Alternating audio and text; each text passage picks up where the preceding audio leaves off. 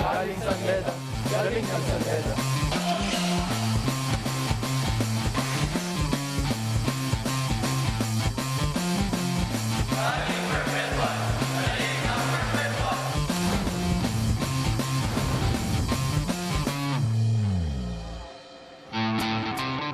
Panibagong linggo na naman ang aksyon sa hardcourt ang aming ihatid sa inyo dito sa Phil Oil Flying V Center sa lungsod ng San Juan para sa pagpapatuloy ng second round of eliminations sa men's basketball tournament ng Season 94 ng NCAA.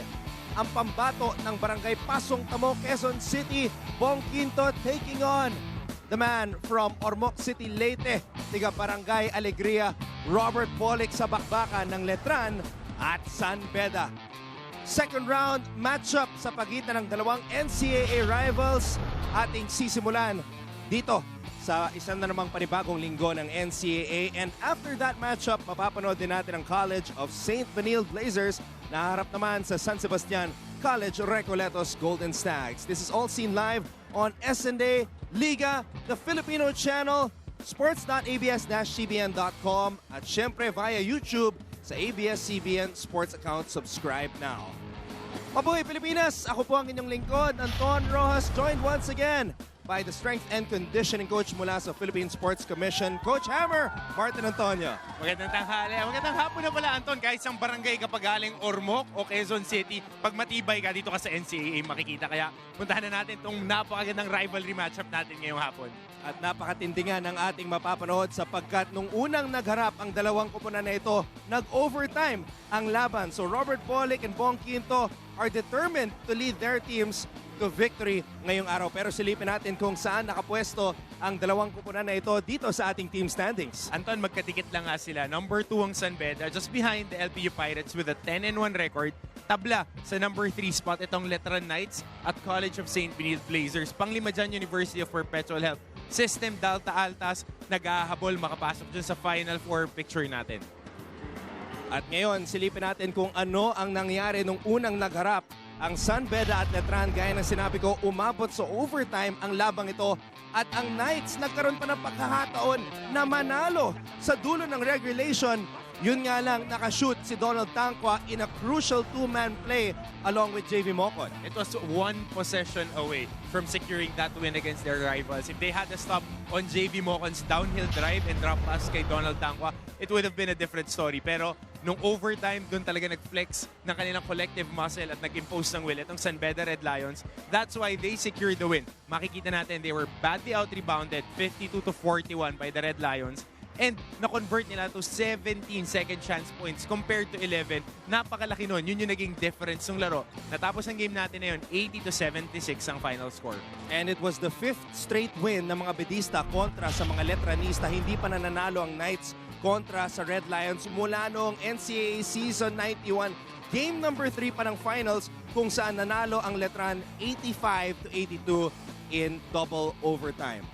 That was a long time ago, but it still feels fresh. Art de la Cruz, they have Kevin Racal, the Ant-Man, Mark Cruz, there's the Stingray, Ray ng Batak. Lahat ng itong mga mama na to nag-move on na bagong chapter na nga to ng rivalry natin dito sa NCAA. Bong Quinto was only a sophomore nung siya naging champion nung taon na yon. Pero ngayon, siya na ang bumibida dito sa mga Letranista, co-captain along with JP Calvo. He's had 2 triple-doubles dito sa Season 94 at ang paniniwala ni Bong Quinto, championship caliber itong kanilang koponan ngayong Season 94. At hindi lang siya yung naniniwala doon. Isama mo na ako na mga naniniwala dito sa Letran Knights na they are one of the preseason favorites across the board. Malalim yung kanilang talent, meron silang frontcourt na matitibay, and Bong Quinto has transcended just being a scorer. Ngayon nakikita natin, he scored 26 points and 12 assists last game. Yun yung malaking number because Bong Quinto, whenever he is on that kill box dyan sa elbow at dyan sa mid-post, napaka-deadly niya. Ngayon, mas maganda pa ang kanyang passing skills. So nakikita natin, mas na-maximize niya ang kanyang mga kakampi. Itong 26 points na naitala ni Bong Quinto, that was a season high for him. Now, another player who tallied his season high sa kanilang huling laban ay si Donald Tangqua, ang sentro ng San Beda University Red Lions. At nakita natin si Donald Tangqua talagang nakikipagbanggaan, nakikipaggirian sa ilalim. He just imposed himself And he wanted the game more. Nung laro na yun, marami siyang nakuha rebounds, walang rebounds, at yung free throw shooting niya ang ganda rin, 6 out of 7 from the line. And Donald Tangwa is not only showing that he can shoot from the paint, pwede rin siya tumira mula sa perimeter. Talagang nag-expand itong laro ng kanilang ng sentro ng San Beda na si Donald Tangwa. A lot of players hoping to make a lot of noise, make a lot of sweet string music dito sa laban ng San Beda at Letran. And speaking of music, puntahan natin ngayon ang Dua Lipa ng ABS-CBN Tama na yung pronunciation mo, Tama yung pronunciation mo. Puntahan natin si Angelique Manto.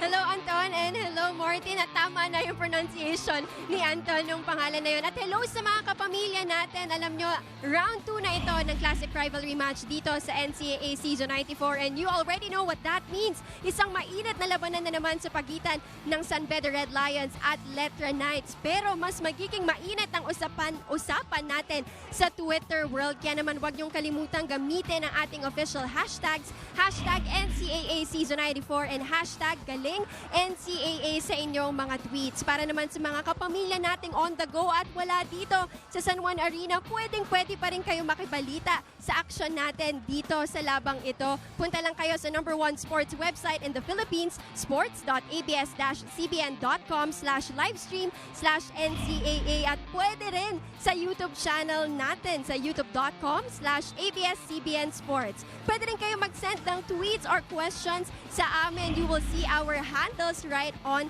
the screen. I'll be back for more of my reports. I'll see you in the games, Anton and Martin.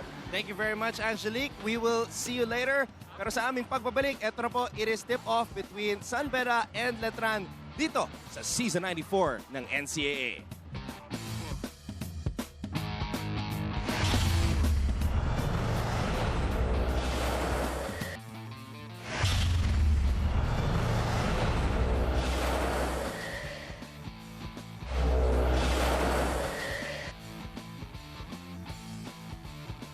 JP Calvo, point guard.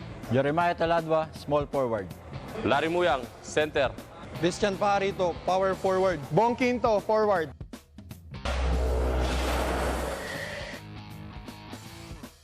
Joe Presbitero, point guard. Robert Bolick, point guard. Tangwa Pierre, center. JV Mocon, power forward. Clint Duliguez, small forward.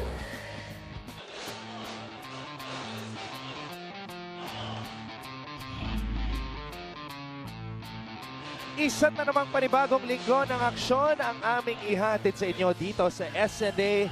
And we start things off with this second round matchup sa pagitan ng Letran at ng San Beda. It should be a good one. Both games went the distance. Or both teams went the distance sa kanilang unang paghaharap dito sa Season 94. And you can bet na pagkatapos ng kanilang mga adjustments dito sa pagsisimula ng second round, this will be a very intense matchup. At ito na nga ang ating mga officials. Handa na si George Serapia, Julius Tikio at Dan Marabe para sa ating laban ngayong araw. At sabi mo nga, Anton, adjustments. Both our teams having a different starting five from their previous encounter in the first round. Joe Presbiterio starting in place of Ranbil Tongko.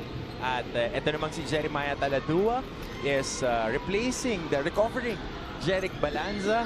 Of course, we are happy to know that he had a successful operation and our prayers are with him.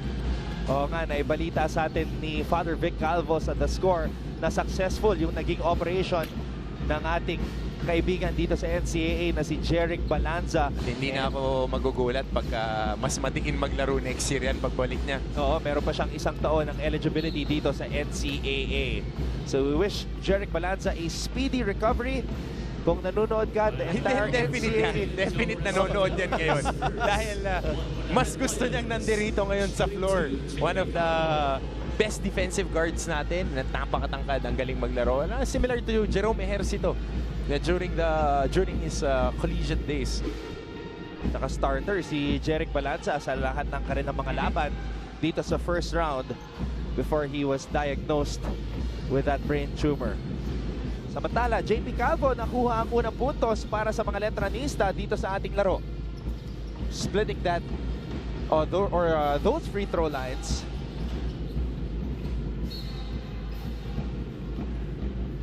mapapansin natin, Anton, itong San Beda, tentative na naman sila na nagsisimula dahil nung una nilang pagtatapat against the Knights, ganun din medyo slow start sila. Kaya sa dulo na lang sila kumuha ng buwelo. Despite they were leading by 11 in the fourth quarter. Clint Rodriguez with a sweeping hook para sa unang field goal ng mga Bedista. And one of the guys that we're still waiting to be uncorked dito ngayong taon dahil wala pa siyang signature game. Samantala, Bong Quinto nakakuha na naman ng puntos sa ilalim. You've been calling his sweet spot the kill box. Oo, kill box lang yan. So, basta binigyan mo siya ng space to operate against small forwards, mataas yung percentages niya Rodriguez driving baseline. Rodriguez trying to lay it up and in. Bong Quinto comes up with a loose ball. Great help side there by Christian Fajarito, blocking the driving lane, just using his length. Taladua, pinasa sa loob. Larry Boyang with the basket. And how about that pass by Jeremiah Taladua, threading the biceps and the arms of the help side defender. Larry Boyang had a career high sa kanilang huling laban. 23 points for Boyang. At ngayon, dinedepensahan niya si Donald Tangwa. Bokod, nakalusot. Nakikita natin yung development talaga ng mga student athletes natin dito, Anton. Ito si JV Mocan is now more comfortable attacking, facing the basket, creating creases. Samantala, pambato ng Silay Negros Occidental, JP Calvo is able to score. Starting off strong, itong si JP Calvo dito sa ating laban. Polik. Lumulusot sa depensa. Nabitawan ang bola. Ito na si Fajarito. Pinasa kay Quinto. Puntos para kay Bong. And Christian Fajarito showing a little bit of his dribbling moves and passing on the fast break. Letran is now number 2 in the league pagdating sa scoring, Martin. This is a team that has always been known for their physical defense. Gritty defense. And how about this guy? Known as an inside operator shooting from the hash marks. Donald Tangwa. Yun nga yung binanggit natin kanina sa ating pre-game discussion. Donald Tangwa, pinapakita na meron na siyang consistent na mid-range jumper. Nood muna ng laban ng Letran versus SBU bago gawin yung schoolwork. Sabi ni Sis. Let's go, Knights. Arriba Letran beats San Beda. Sabi ni Jay. Samantala, Boyang hindi na ipasok ang kanyang short-range hook shot. Bolling missing the layup, gets the ball back. Bolling.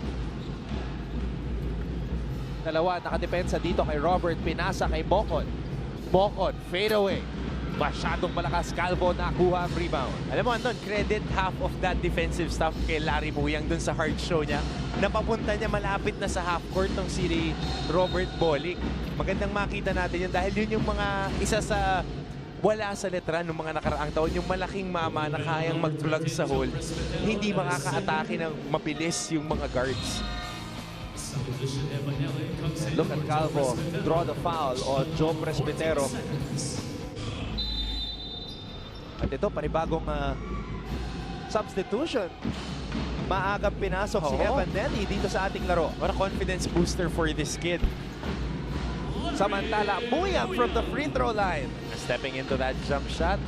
Larry Muyang, basic pick and pop play. Evan Nelly being given a lot of confidence by Coach Boyant Fernandez as we see him get an assist right there. Finding JV Mocon for that open three.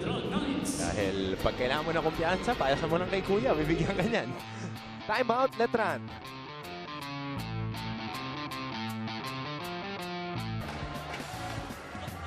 Mga kapamilya, nagbabalik tayo dito sa NCAA Season 94 on SNA. Anton and Martin, this is a game of revenge and a game of redemption. Para sa San Beda, redemption from their last meeting against Letran. That game was already a lost cause, pero sabi nga ni Coach Boyet Fernandez, it was about the right people making the right play at the right time kung bakit sila nanalo. That's why they are determined to prove na hindi lang sila sinuwerte sa larong iyon. Revenge game naman ito para sa Letran. Pagod na daw silang matalo, and after almost tasting the victory they have been waiting for since they last won in Season 91, Coach Jeff Napa feels that this is finally the moment. But for both teams, one thing is for sure, hindi matutuldukan ang rivalry na ito. Anton and Martin?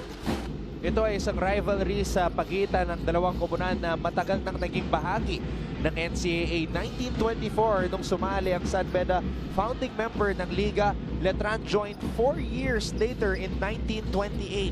So malalim talaga ang ugat nitong rivalry sa pagitan ng Knights at Red Lions. Kumbaga, ang tawag dyan magulang na yung ugat na nakatanim. Mahirap ng bunutin yan pagka ganyan. Saka year in and year out dahil the talent is always there. Different coaches, quality of training. Talagang nakikita natin yung development din. And for both teams. And these are also two of the winningest teams sa kasaysayan ng NCAA. San Beda with 21 men's basketball titles. Letran naman pumapangalawa with 17. Ambohon. Binigay ang bola dito kay Bonbon Patidier. Pinalik kay Ambohon. At maubusan ng oras sa mga Letranista. At ito yung mga one of those things na hindi gaano napapansin with San Beda, the way that they defend. They improved a lot from last year. At mas bumabagal yung pace ng kalaban pag sila yung nakakalaro. Nelly, binababa ang bola. Nelly, looking inside, nakita si Doliguez. Doliguez, pinasa dito kay Bocon. Bocon with a huge advantage kontra kay Calvo. Fade away, hindi gumana para kay Bocon. Balik ang bola dito sa Knights. Bong Quinto kontra Doliguez. Quinto, binigay kay Ambohon. Ambohon, binigay kay Bonbon Patidier. Patidier looking for Muyang. And the ball will stay with the Knights. Tumama sa balikat ni Donald Tangwa. But somebody who really needs to step up ay itong si Bonbon Patidier. Dahil nga malaki yung kailangan nilang punan na production. Not only on the offensive but also on the defensive side of the basketball. Doon sa pagkawala ni Jeric Balanza. Robert Bolling. Cross-court pass. Nelly for three. Evan Nelly! There you go!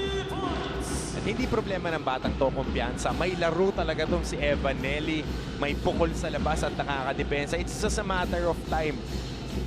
This kid is a former juniors basketball champion with the storied Red Cubs. I think he also won a finals MVP in the juniors division. Naman to, kumukuha na siya ng double high.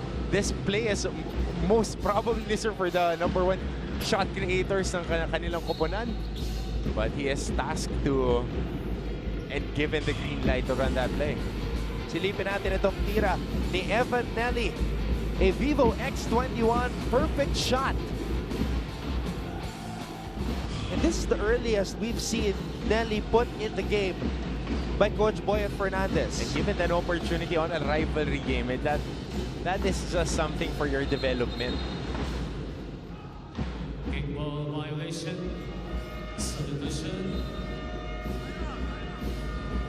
At ngayon naman si Coach Boyet Fernandez ang tatawag ng timeout. Letran leads San Beda 13-12. Dating Lasal Green Archer Larry Muyang ngayon bahagi na ng Knights of the Round mula sa Intramuros. Circleahan pa yung datingan niya dyan, partner. Dahil Larry Muyang, 23 points, 7 boards, 9 out of 12, 75% on the field. Abay, kung kukuha ka ng rest back dyan sa Knights of the Round, syempre, kuha ka na ng matibay. Natuwa si Larry, nakita niya yung sarili niya sa big screen dito sa Phil Oil Flying V Center. Last time, he only had 5 points sa kanyang kauna-unahang San Beda Letran experience sa NCAA. Ngayon, mas maganda ang pinapakita ni Larry. 3 out of 4 from the field for 6 points. Coming back in.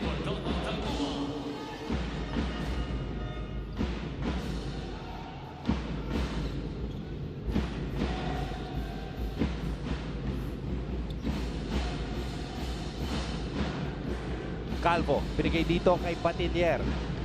Balagasay is also in para kay Coach Jeff Napa. Doliguez, nakatao kay Quinto.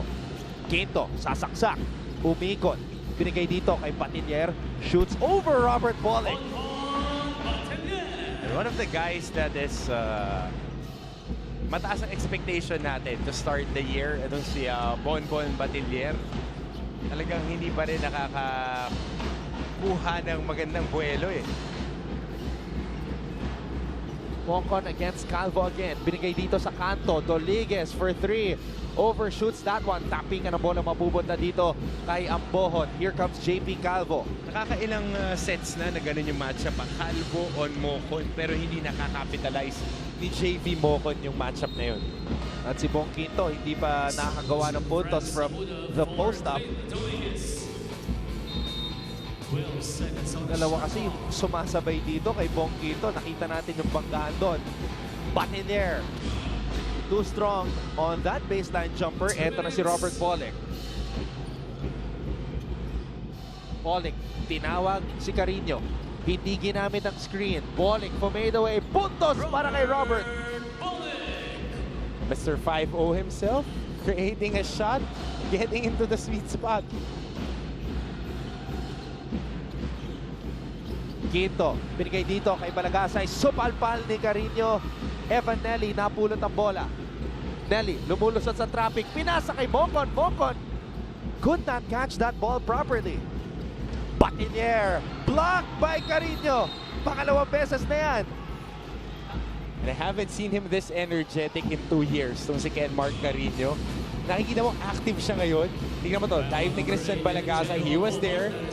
And then on the next play, he was hustling down. Ito on the help side, inabot. And that's what you want to see from Ken Mark Carino. Stretch 5 ang nilalaro nito dahil may tira sa labas. But on the defensive side of the basketball, gusto mo siya yung backliner mo. Nakakakuha ng mga defensive stops at rebounds. Isa pang recruit mula sa University of the East, Fran Yu. Pinasok na rin ni Coach Jeff Napa. Yu trying to get into Balagasay. Nelly comes up with a steal. Nelly, umarangkada. Pinasa kay Mocon. Mocon with the basket! And the second time that they connected. One for a 3-point shot and then now for a fast break. Itong si Evan Nelly. Dalawang assists to his kuya JV Mocon. Mga produkto ng Red Cubs gumagawa dito sa round 2 ng San Beda Letran. And if you look at it, this roster ng San Beda, 3 of these 5 guys came from the Red Cubs program and 2 are highlighted on that play.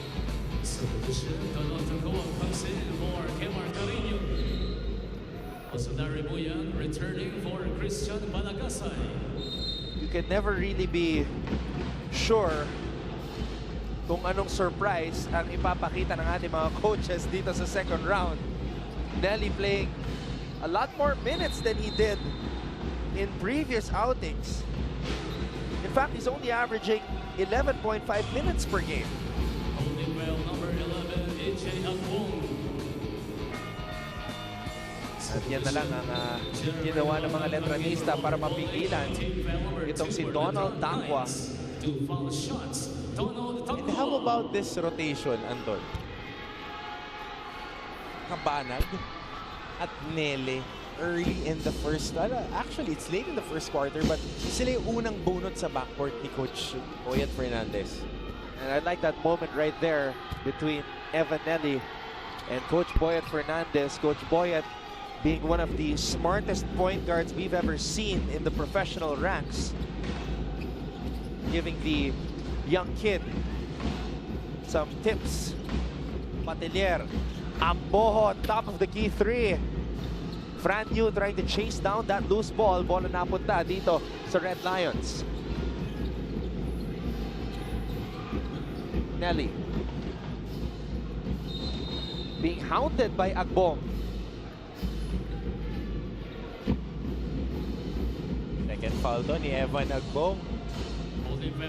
At itong batang to hindi rin takot sa contact eh, no? Sarap panoorin.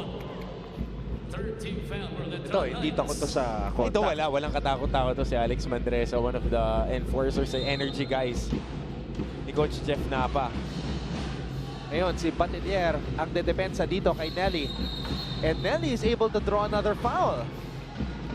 No basket. Oh, that was a bang-bang hole dahil papunta na sa tira. Itong si Evan Nelly, hindi binigyan ng continuation. Wala na siyang gagawin dun eh. Diba? Papunta siya dun sa basket. You should give at least 2 free throws on that foul. That's what Coach Boyet Fernandez is asking for. Nelly. Ngayon naman si Taladua, nakatao sa kanya. Nelly releasing that ball to JV Mocon, who had time to get that shot off. JV Mocon with 7 points para pangunahan ang San Beda dito sa first quarter ng ating laro. Larry Buyang merong 6 na puntos to lead the Knights. And Donald Tangwa showing us the touch from the outside. Yun nga lang, yun lamang ang unang field goal na na-shoot ni Donald dito sa ating laro. Bonbon Batinier. That was also his only field goal of the game, as was this fadeaway mula kay Robert Bolling. Dikit ang ating laban, 15 para sa Letran, 16 para sa San Beda. Magbabalik po ang NCAA Season 94 dito sa SNA.